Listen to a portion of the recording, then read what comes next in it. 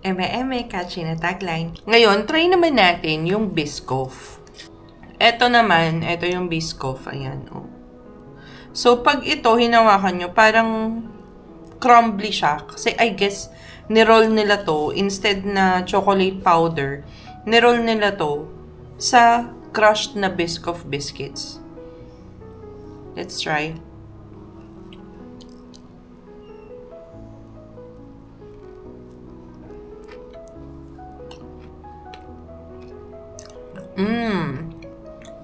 Ang sarap!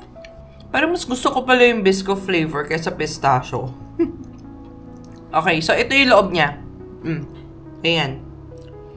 Puno rin ng katayfi. And lasang-lasa mo yung Biscoff flavor. Ay. Pero what I've observed doon sa marshmallow niya, okay, so if you guys can see, it's white. So, I think, hindi na siya hinaluan. Kasi usually, di ba, yung mga Dubai Chewy Cookie, pag nakikita natin ito, yung marshmallow niya is dark brown. Kasi chocolate siya. So, ito, hindi na nila nilagyan ng flavoring yung marshmallow. So, siguro baka milk na lang, no? Wala nang ano. Kasi, ni-roll din naman nila sa crushed Biscoff biscuits.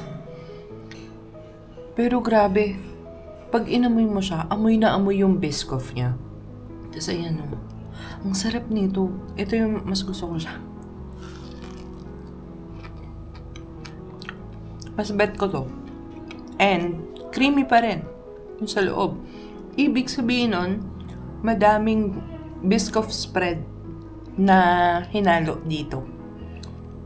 Okay. Very sulit ako dito sa 130. Mas gusto ko to yung Biscoff flavored versus dito sa pistachio. If you are in Tagaytay, daan kayo sa Serene, andun sila sa second floor. Cloud Bites. So, suggest lang kayo guys so I can try other stores in Cavite. Eme, sa susunod ulit.